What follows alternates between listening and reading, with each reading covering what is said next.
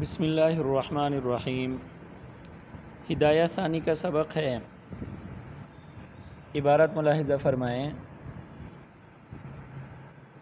ومن زنا بامرأة حرمت علیہ امہا وبنتها وقال الشافعی رحمہ اللہ الزنا لا يوجب حرمة المصاہرة لأنها نعمة فلا تنال بالمحظور ولنا أن الوطأ سبب الجزئية بواسطة الولد حتى يضاف إلى كل واحد منهما كملا فيصير أصولها وفروعها كأصوله وفروعه وكذلك العكس والاستمتاع بالجزء حرام إلا في موضع الضرورة وهي الموطوءة والوطء محرم من حيث أنه سبب الولد لا من حيث أنه زنا۔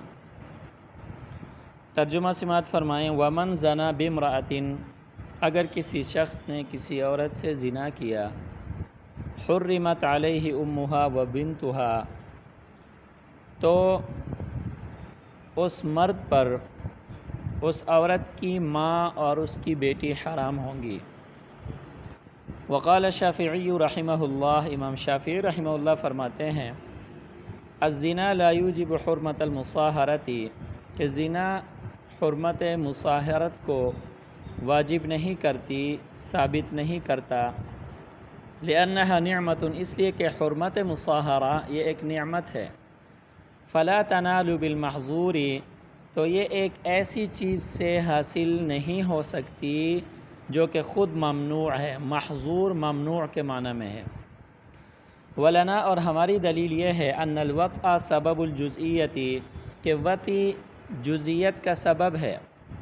بواسطۃ الولد، ولد کے واسطے سے، حتی یضاف، یہاں تک کہ اس ولد کی نسبت کی جاتی ہے، الی کل واحد منہما کملا، مکمل طور پر ان دونوں کی طرف، اس بچے کی مکمل طور پر ان دونوں کی طرف نسبت کی جاتی ہے۔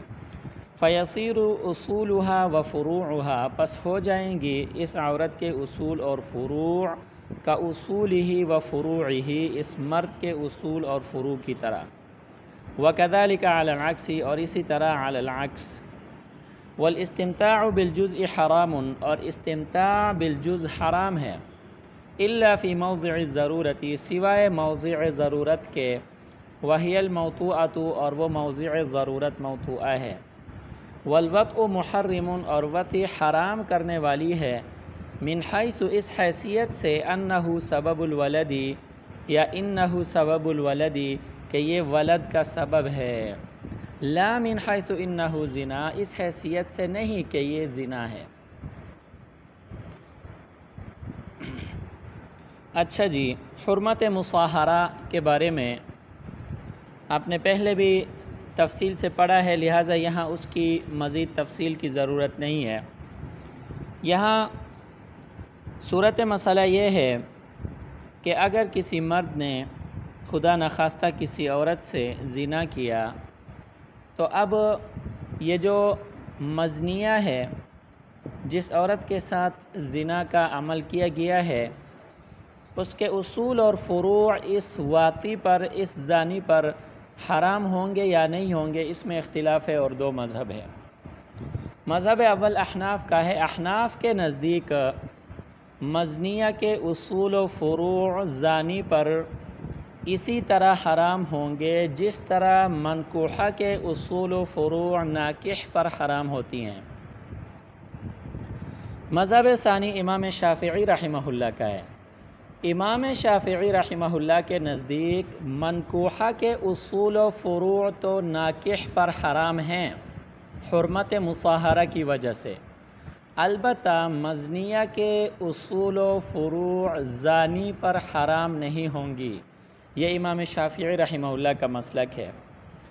امام شافعی رحمہ اللہ کی دلیل ذرا ملاحظہ فرمائیں۔ امام شافعی رحمہ اللہ کی دلیل یہ ہے کہ انہوں نے فرمایا الزنا لا یوجب حرمت المصاہرۃ لأنها نعمت فلا تنال بالمحظور۔ امام شافعی رحمہ اللہ کی دلیل کا خلاصہ یہ ہے کہ حرمت مصاہرہ یہ ایک نعمت ہے، کیونکہ اللہ تعالیٰ نے نعمتوں کے ضمن میں سحریت کا جو رشتہ ہے اس کو نعمتوں میں شمار فرمایا ہے، نسبا و سحرا، نسبی رشتوں کو بھی اور سحری رشتوں کو بھی اللہ تعالیٰ نے نعمت میں شمار فرمایا ہے۔ تو حرمت مصاہرہ یہ ایک نعمت ہے، اور زنا یہ ایک امر ممنوع ہے، امر محظور ہے، فعل حرام ہے۔ تو فعل حرام حصول نعمت کا سبب نہیں بن سکتا۔ امام شافعی رحمہ اللہ کی دلیل کو ذرا سمجھ جائیں، زبردست دلیل ہے۔ امام شافعی رحمہ اللہ فرماتے ہیں کہ حرمت مصاہرہ یہ ایک نعمت ہے، اور زنا یہ ایک فعل شنیع ہے، فعل حرام ہے۔ فعل حرام نعمت کے حصول کا سبب نہیں بن سکتا، لہٰذا زنا حرمت مصاہرہ کا سبب نہیں بن سکتی۔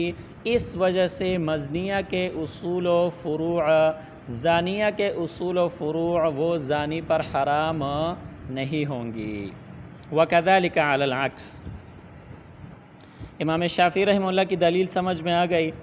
احناف کی دلیل کو ذرا سمجھ جائیں۔ احناف کی دلیل یہ ہے کہ یہ جو فعل شنیع ہے اس میں بنیادی طور پر جو چیز ہے وہ ہے وطی، اور وطی یہ جزیت کا سبب ہے ولد کے واسطے سے، کیونکہ دیکھیں نا وطی یہ سبب ہے ولد کا، بچے کے پیدا ہونے کا، اور جو ولد ہے وہ جوز ہوتا ہے، جو ولد ہے وہ کس کا؟ جوز ہوتا ہے، انسان کا جوز ہوتا ہے۔ تو اور آپ نے دیکھا ہے کہ ولد کی نسبت باپ کی طرف بھی ہوتی ہے اور ماں کی طرف بھی ہوتی ہے۔ لوگ جو ہے نا عام طور پر ہمارے معاشرے میں بھی اس طرح ہوتا ہے کہ مرد حضرات جب کسی لڑکے کے بارے میں گفتگو کرتے ہیں تو مرد کی طرف اس کی نسبت کرتے ہیں کہ وہ فلاں آدمی کا بیٹا ہے، وہ فلاں آدمی کا بیٹا ہے، اور خواتین عام طور پر آپس میں جب کسی کے بارے میں بات چیت کرتی ہیں تو وہ یہ کہتی ہیں کہ وہ فلاں عورت کا بیٹا ہے۔ دیکھیں مکمل طور پر اس ولد کی نسبت باپ کی طرف بھی ہوتی ہے اور ماں کی طرف بھی ہوتی ہے، تو لہٰذا وہاں جزیت پیدا ہو گئی اس بچے کی وجہ سے، بچے کے واسطے سے، اور بچے کے پیدائش کا جو سبب بنا ہے وہ وطی ہے، جو کہ زنا میں کیا ہے؟ موجود ہے۔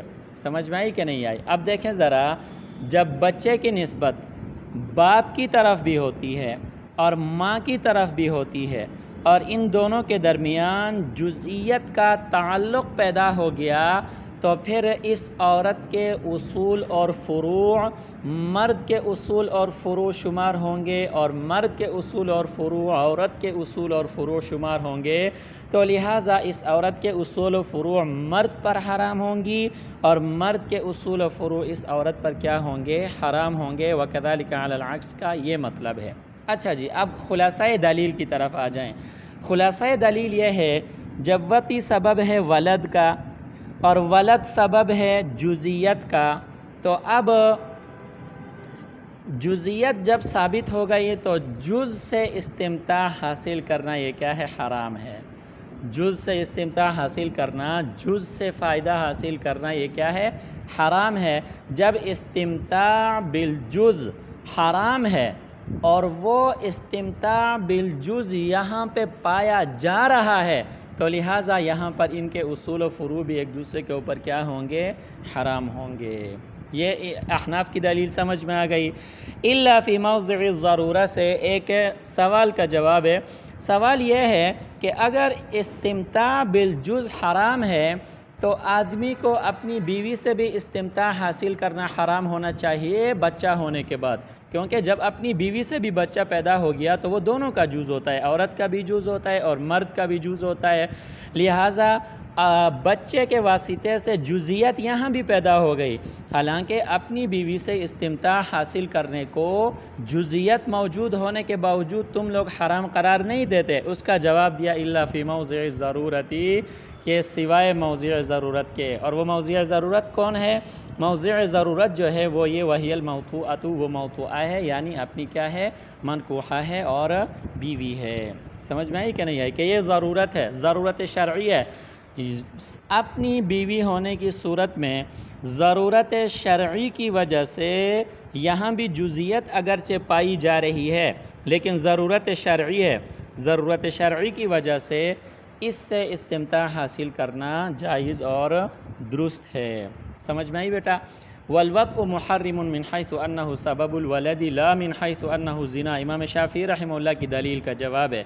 امام شافعی رحمہ اللہ نے جو دلیل پیش فرمائی تھی، ہم نے اس کو جواب یہ دیا کہ جناب یہاں پہ وطی کو ہم نے حرمت مصاہرہ کے لیے، اس حرمت کے لیے جو یہاں پہ حرمت ہے، سمجھ میں آ گئی کہ نہیں؟ حرمت یہاں جو زنا کی صورت میں ان کے زانی اور زانیہ کے اصول و فروع کو ہم نے جو ایک دوسرے کے اوپر حرام قرار دیا ہے، اس کے لیے سبب ہم نے وطی کو قرار دیا ہے۔